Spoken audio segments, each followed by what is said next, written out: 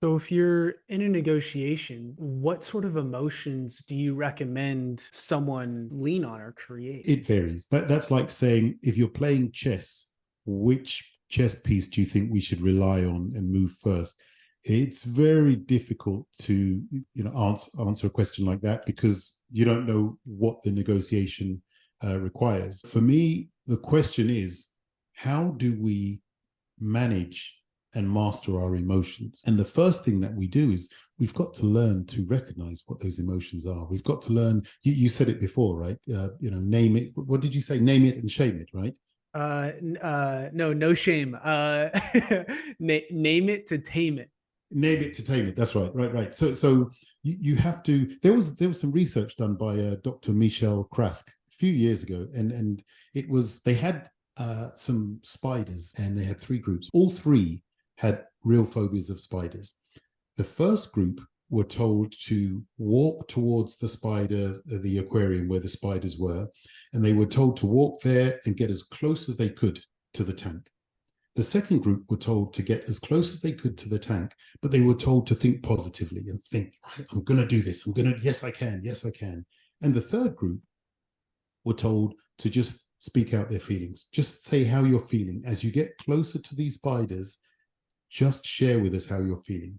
And of course, the third group, the ones that were actually labeling how they were feeling, and this is called effect labeling. It's a psychological cognitive bias, and it says that if you name a specific emotion, put that into words, it helps alleviate the sense and the control that it has on your on the way you're reacting. So, you're saying to get more control of your emotions, you need to know what you're feeling in that moment and name it. Sure. I mean, you often see in cases where people, they're just frustrated and they don't know why they're frustrated, right? And you can be frustrated and happy. You could be frustrated and sad. You could be frustrated and excited.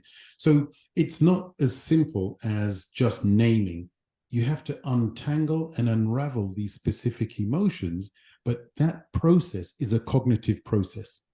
And so part of the naming, the part of the trying to understand what these emotions are, kicks starts the cognitive process. And then you have a recognition on how those emotions in real time are channeling your behavior in real time. And then the third part is, right, what do I need to do in order to get a better outcome?